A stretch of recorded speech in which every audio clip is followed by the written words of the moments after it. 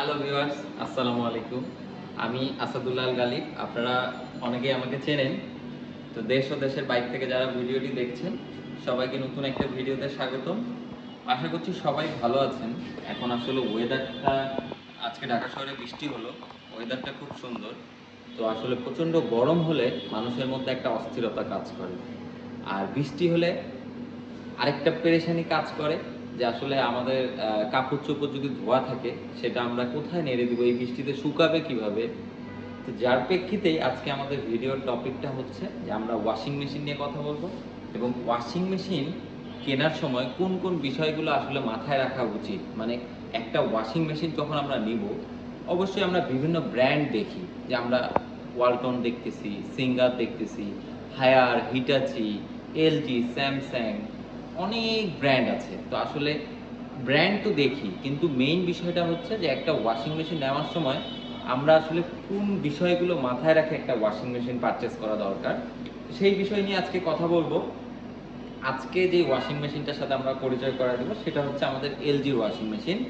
আপনারা ইতিমধ্যেই অনেকেই জানেন যে আসলে ওয়াশিং মেশিন ক্যাটাগরিতে এলজির উপর বাংলাদেশে আসলে কিছু নেই। বাংলাদেশ বললে ভুল হবে, ওয়ার্ল্ড ওয়াইড টপ নচ একটা প্রোডাক্ট বলা যায় ওয়াশিং মেশিনের ক্ষেত্রে এলজি। তো আপনারা কোন কোন বিষয়গুলো মাথায় রেখে ওয়াশিং মেশিন নেবেন তারই প্রেক্ষিতে ভিডিওটা। এলজি আছে, আমার কাছে শার্প আছে, হিটাচি আছে। তো আমি কয়েকটা ব্র্যান্ডের সাথে তুলনা করেই যদি বলি, প্রথম বিষয়টাই হচ্ছে যে আসলে এইখানে যদি একটু খেয়াল করি, এখানে আমরা পাচ্ছি direct drive inverter, direct drive motor. আচ্ছা, এখন আমি যদি বলি যে প্রথমত আমরা আসলে ইনভার্টার ডিরেক্ট ড্রাইভ বা অন্যান্য ওয়াশিং মেশিনগুলো কিসের। ইনভার্টার ডিরেক্ট ড্রাইভের একটা সুবিধা হচ্ছে যে এই আপনারা যদি এখানে একটু দেখেন, এখানে কিন্তু সুন্দর করে দেওয়া আছে, এটা একটা মোটর, এটা একটা ড্রাম। তো এই হচ্ছে ড্রাম আর মোটরটা একসাথে অ্যাডজাস্ট করা থাকে। আচ্ছা, তাহলে বাকিগুলোতে কি হচ্ছে? এরা হচ্ছে এলজি করতেছে কি, ডিরেক্ট ড্রাইভ মোটর ইউজ করতেছে, যেটা মোটর আর ড্রামটা অ্যাডজাস্ট করা থাকতেছে। বাকিগুলো করতেছে কি, বেল্ট আকারে সেটাকে স্টার্ট করতেছে। যেমন আমি যদি একটা ছোট্ট উদাহরণ দিই, আমরা গ্রামে অনেকেই দেখেছি স্যালো মেশিন একটা যে এইভাবে স্টার্ট দেয়, সেটা কিন্তু একটা বেল্টের সাথে কানেকশন করা থাকে, মেশিনের মোটরের সাথে, তারপরে জিনিসটা ঘোরে। তো ডিরেক্ট ড্রাইভ হওয়ার কারণে একটা সুবিধা আপনি পাচ্ছেন, সেটা হচ্ছে যে মেশিনের নয়েজটা কম পাবেন, প্লাস মেশিনের ঝাঁকিটা কম হবে এবং মেশিনের লংজিবিলিটিটা আপনি অনেক দীর্ঘদিন পর্যন্ত মেশিনটা খুব সুন্দরভাবে ইউজ করতে পারবেন। আচ্ছা, তাহলে অন্যগুলোতে কি হচ্ছে, তাড়াতাড়ি নষ্ট হচ্ছে না? বিষয়টা এরকমই না। বিষয়টা হচ্ছে অন্যগুলোতে আপনি ভাইব্রেশনটা ফিল করতে পারবেন, কারণ এটা বেল্টের মাধ্যমে এভাবে ঘোরাচ্ছে, যার কারণে একটু ঝাঁকি পাবে, শেক পাবে। আর এটা আস্তে আস্তে বেলটা কখনো ছিঁড়ে না, বেলটা আস্তে আস্তে লম্বা হয়ে যায়।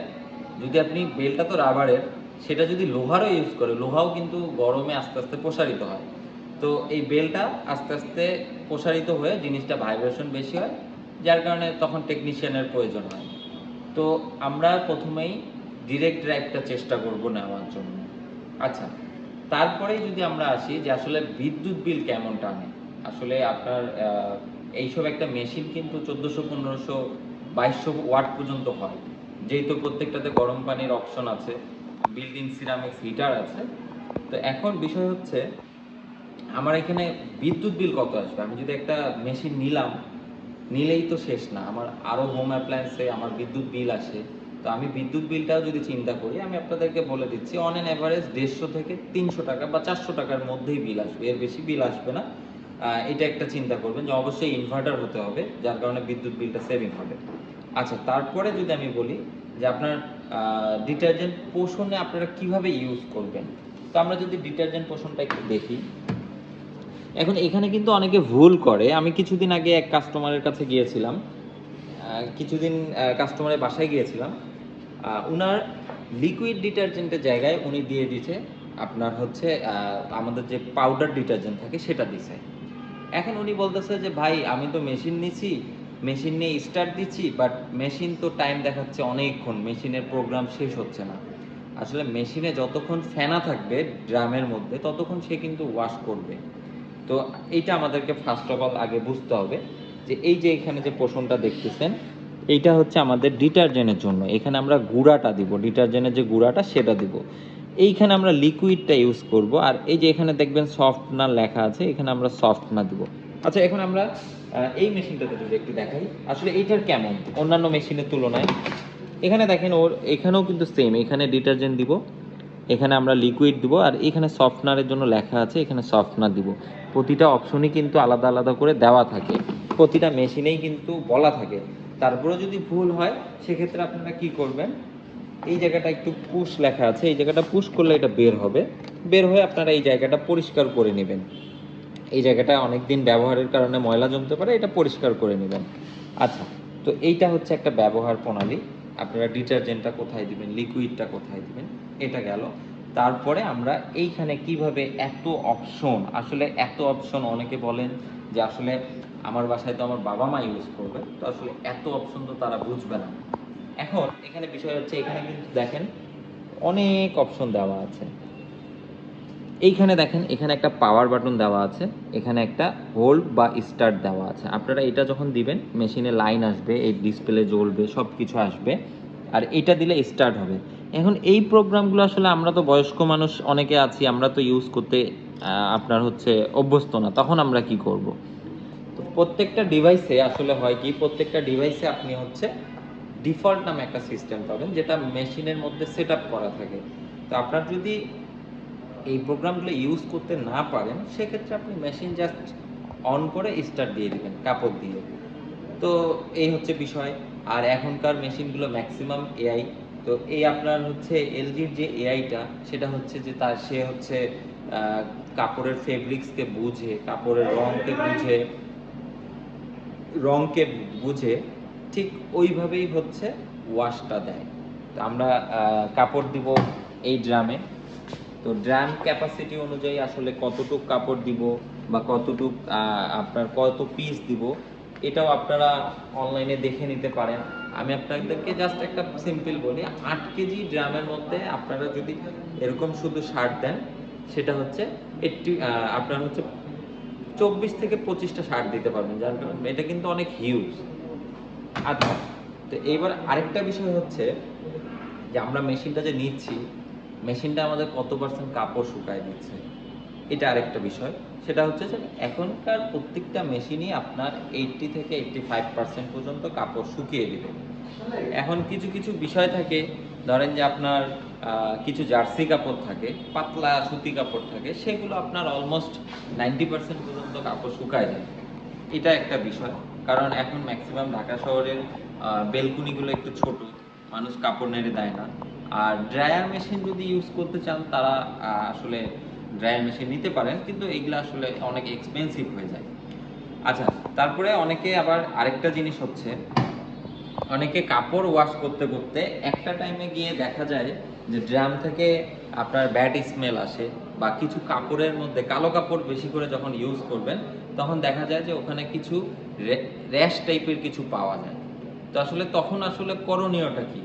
এখন মেশিন তো আসলে মেশিন আপনার কাপড় পরিষ্কার করতেছে, আর ও ময়লাগুলো কোথায় যাচ্ছে, ময়লাগুলো কিছু পানি দিয়ে চলে যাচ্ছে, কিছু ড্রামের ফিল্টারের মধ্যে থাকতেছে, মানে থেকে যাচ্ছে আর কি।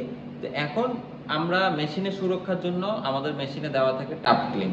টাপ ক্লিন নামে একটা অপশন থাকে।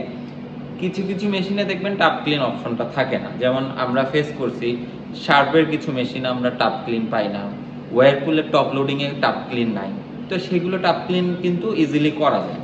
এখন টাপ ক্লিন করার জন্য আপনারা কি কি করবেন, মেশিনে যদি এখানে দেখেন, এখানে কিন্তু সুন্দর মতো টাপ ক্লিন নামে একটা অপশন দিয়ে রাখছে। এই যে টাপ ক্লিন, জাস্ট টাপ ক্লিনটা সিলেক্ট করবেন, টাপ ক্লিনটা সিলেক্ট করে স্টার্ট দিলেই হয়ে যাবে। ড্রামে বা ডিটারজেন্টের জায়গায় কোনো রকম কোনো কিছু দিবেন না। আপনারা একটা উপায় করতে পারেন, 1 কাপ পরিমাণ ভিনেগার দিতে পারেন, ভিনেগার দিলেই 1 কাপ যদি ভিনেগার দিতে পারেন তাহলে সব থেকে ভালো হয়। আপনারা 1 কাপ ভিনেগার দিলেন, ব্যাস আপনার মেশিন টাপ ক্লিন হয়ে গেল। 1 ঘন্টা 1 ঘন্টা 20 মিনিট টাইম নেবে, হয়ে গেল, শেষ। তারপরে আরও কিছু প্রবলেম যদি ফেস করেন, যেমন এই ডিসপ্লেটা হচ্ছে টাচ স্ক্রিন, ডিসপ্লেতে হাত লাগলে অনেক সময় ডিসপ্লের ফাংশন চেঞ্জ হয়ে যায়। তো এখানে একটা চাইল্ড লক নামে একটা অপশন আছে, আপনারা এই দুটো প্রেস করে ধরলে এই প্যানেলটা পুরোটা লক হয়ে যাবে, তখন আর টাচ করলেও কাজ করবে না। আবার এই দুটাই প্রেস করলে লকটা খুলে যাবে। এখন আরেকটা বিষয় যদি বলি সর্বশেষ, সেটা হচ্ছে মেশিনের এই পোর্শনটা। তো আসলে এই পোর্শনটার কাজটা কি?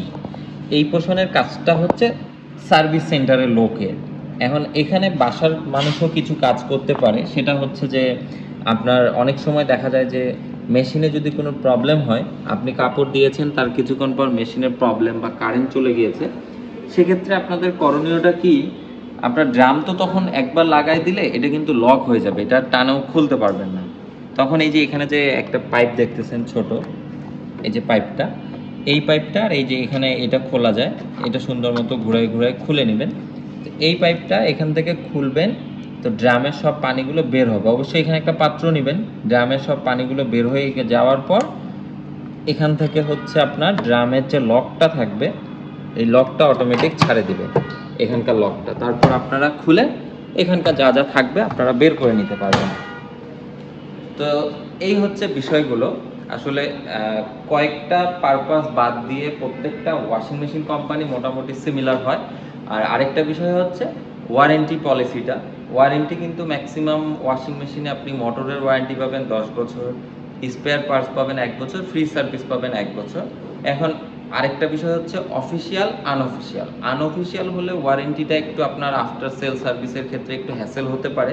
আর অফিসিয়াল যেখান থেকেই আপনি নেবেন, প্রাইসে হালকা এদিক ওদিক চেঞ্জ হতে পারে, কিন্তু আপনার আফটার সেল সার্ভিস 24 ঘন্টার মধ্যে আপনি হোম সার্ভিস পাবেন।